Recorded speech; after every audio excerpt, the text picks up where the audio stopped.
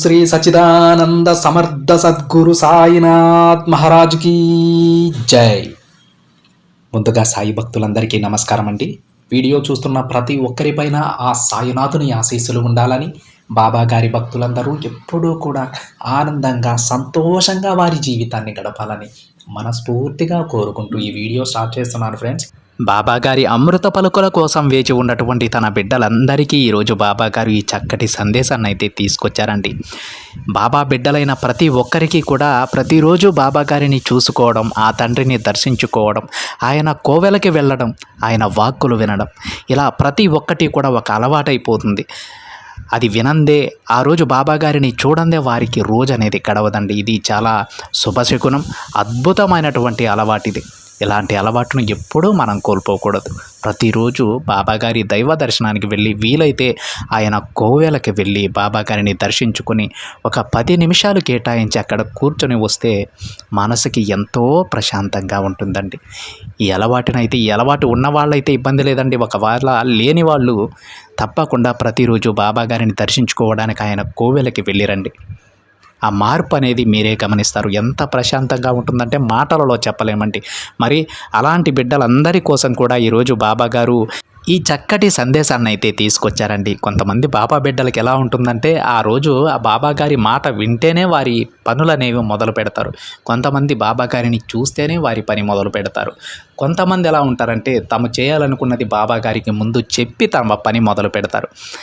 ఎంత అదృష్టమో బాబాగారిని ఈ విధంగా సేవించుకోవడం, ఈ విధంగా బాబాగారిని దర్శించుకోవడం, ఆయనని మన గుండెలలో నిలుపుకోవడం. ఎన్నో రోజుల, ఎన్నో సంవత్సరాల, ఎన్నో జన్మల పుణ్య ఫలం ఉంటే తప్ప ఈ జన్మలో బాబాగారికి భక్తులుగా మనం మారమండి. బాబాగారు తన బిడ్డలుగా ఎవరు ఉండాలనేది ఆయనే నిశ్చయించుకుంటారు. ఈ బిడ్డ నాకు భక్తునిగా కావాలి అనుకున్నారంటే మనకు తెలియకుండానే మనం బాబా భక్తులం అవుతాం. ఎందుకు మీరు బాబా భక్తులు అయ్యారంటే మన దగ్గర సమాధానం ఉండదు. ఎందుకో నాకు బాబా గారిని పూజించాలనిపించింది, నా కష్టాలన్నీ ఆయనకి చెప్పుకోవాలనిపించింది, నా ప్రతి మాట నా బాబా వింటారని అనిపించింది, నాకు అనిపించింది కాబట్టి నేను బాబా గారిని పూజించుకుంటానని మనందరం కూడా అనుకుంటాం. కానీ అక్కడ నిజానికి విషయం ఏంటంటే, మనం తన బిడ్డలం అవ్వాలని బాబా గారు కోరుకున్నారు. నువ్వు నా బిడ్డవు అవ్వాలి, నువ్వు నేను చెప్పింది వినాలి అని ఆ తండ్రి శాసించారు. కాబట్టే మనం ప్రతిరోజు బాబా గారిని పూజించుకుంటున్నాం, ఆయన సందేశాలు వింటూ ఉన్నాం. అయితే ఫ్రెండ్స్, అలాంటి తన బిడ్డలందరి కోసం ఈరోజు బాబా గారు ఈ చక్కటి సందేశాన్ని అయితే తీసుకొచ్చారండి. ఈ సందేశంలో బాబా గారు ఏమంటున్నారో తెలుసా? బిడ్డ, ఈరోజు నీ ముందు 2 వస్తువులు ఉంచానమ్మా. అవి ఒకటి బంగారం, రెండవది పసుపు రంగులో ఉన్నటువంటి పువ్వు. ఈ రెండింటిలో ఒకటి తాకు. నీకు జరగబోయేది నువ్వే తెలుసుకో అమ్మా అని బాబాగారు అంటూ ఉన్నారండి. అయితే బాబాగారు ఈరోజు తన బిడ్డలందరి కోసం ఈ 2 వస్తువులను అయితే తీసుకురావడం జరిగిందండి. ఒకటి బంగారాన్ని తీసుకొచ్చారు, రెండవది పసుపు రంగు పువ్వుని తీసుకొచ్చారు. రెండూ కూడా శుభసూచకమే. బంగారం ఎవరైతే ధరిస్తారో, బంగారాన్ని ఎవరైతే ధరించి గుడికి వెళ్తారో ఆ చుట్టుపక్కల ఉన్నటువంటి పాజిటివ్ ఎనర్జీస్ అంతా కూడా ఆ బంగారం గ్రహిస్తుంది. మరొకటి పసుపు రంగు పువ్వు. పసుపు అనేది శుభసూచకం అండి. పువ్వుల గురించి మనకు తెలిసిందే. పరిమళాలను వెదజల్లుతూ మనల్ని ఎప్పుడూ కూడా, మన మైండ్ని ఎప్పుడూ కూడా పీస్ఫుల్గా ఉంచేందుకు సహాయపడతాయి. అలాంటిది ఒక పసుపు రంగు పువ్వు అన్నమాట. శుభసూచకంగాను, అదేవిధంగా మన చుట్టూ ఉన్నటువంటి ఒక పాజిటివ్ వైబ్రేషన్ క్రియేట్ చేయడానికి బంగారం. ఈ రెండింటినీ కూడా, ఈ 2 అద్భుతమైనటువంటి వస్తువులని కూడా బాబాగారు తన బిడ్డల ముందు ఉంచారు. మీ మనసులో ఏదైతే కావాలని కోరుకుంటూ ఉన్నారో, మీ జీవితాన్ని గురించి ఎవరైతే తెలుసుకోవాలని అనుకుంటూ ఉన్నారో వాళ్ళందరూ కూడా బాబాగారిని మనస్ఫూర్తిగా తలుచుకొని మీ కళ్ళ ముందున్నటువంటి ఈ రెండిటిలో ఒకదానిని పట్టుకోండి ఫ్రెండ్స్. మీ మనసులో అనుకున్నారా అండి? అయితే ఏ వస్తువు అని కాదు, మీకు మళ్ళీ చెబుతున్నాను, బంగారం ఉంది, పసుపు రంగు పువ్వు ఉంది. వాటి వాల్యూని బట్టి కాదండి, మీ మనసుకి ఏది పట్టుకోవాలనిపిస్తే అది పట్టుకోండి. బంగారం వాల్యూ ఎక్కువ, పువ్వులే ఉన్నాయి వాడిపోతాయని కాదు. మళ్ళీ చెబుతున్నాను, మీ మనసుకి ఏదైతే తాకాలనిపిస్తుందో, బాబాగారు మిమ్మల్ని ఏదైతే తాకమని చెబుతూ ఉన్నారో అది మాత్రమే తాకండి. తాకారా అండి?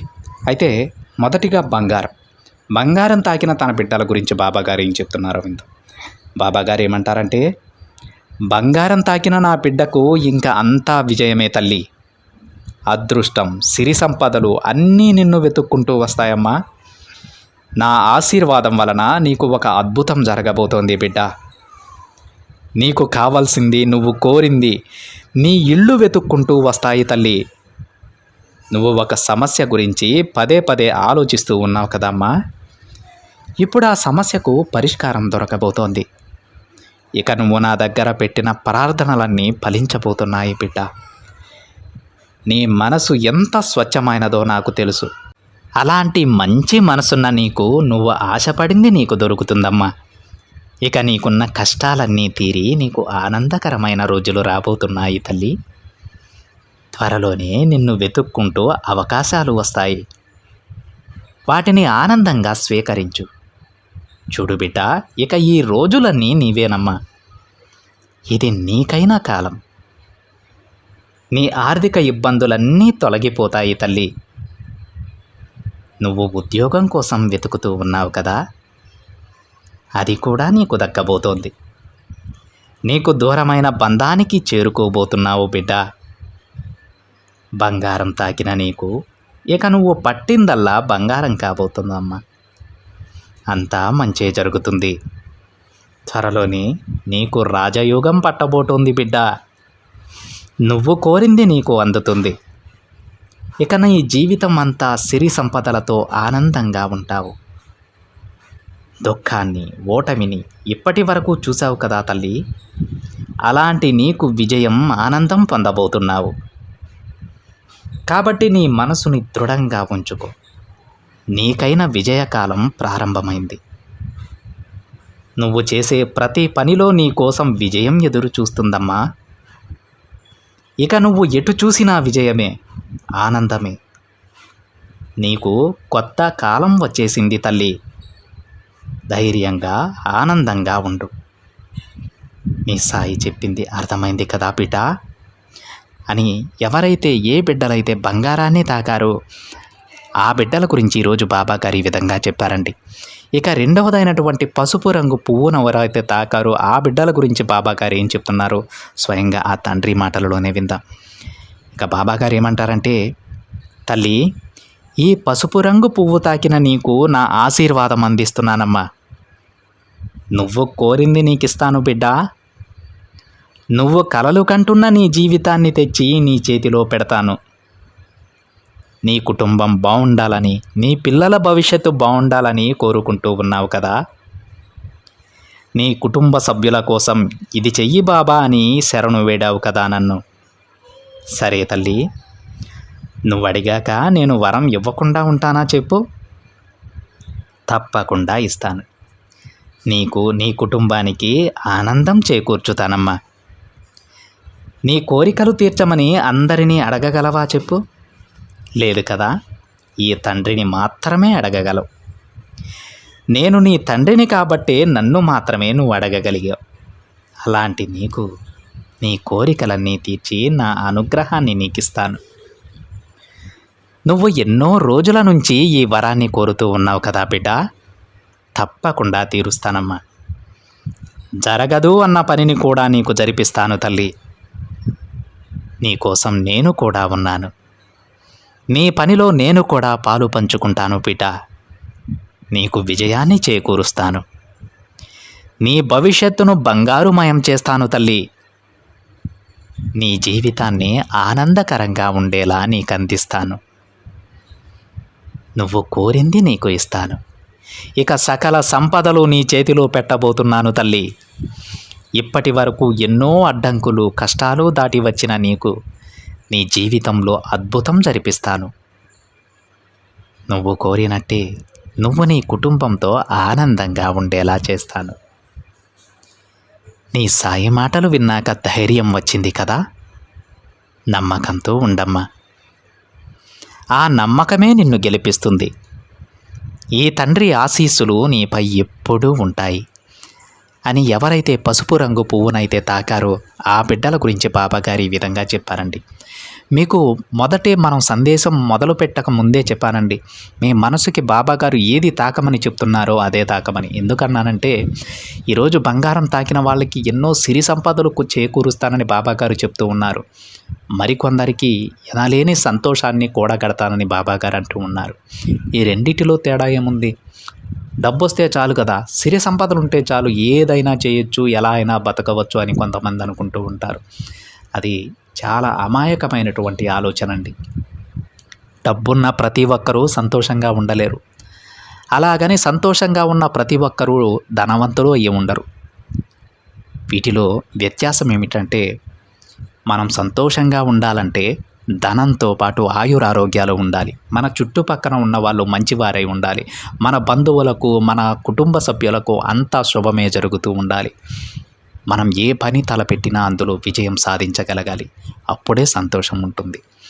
అయితే ధనం లేక ఇబ్బంది పడే వాళ్ళు కొంతమంది ఉంటారు. వారికి ధన ప్రాప్తిని, ధనం ఉన్నా సరే సంతోషాన్ని కోల్పోయినటువంటి కొంతమంది బిడ్డలకు సంతోషాన్ని బాబాగారు కలుగజేస్తానని ఈ సందేశం ద్వారా చెబుతూ ఉన్నారు. అందుకే మీ మనసుకి ఏదైతే తాకాలని అనిపిస్తుందో అదే తాకమని ఈ సందేశం ముందు చెప్పడం జరిగిందండి. అయితే ఈరోజు బాబాగారు తన బిడ్డలలో ప్రతి ఒక్కరికి వారికి ఏది తక్కువైతే అది బాబాగారు అందిస్తానని చెబుతూ ఉన్నారు. ఇక ఏ బాబా బిడ్డ దుఃఖించాల్సిన అవసరం లేదండి.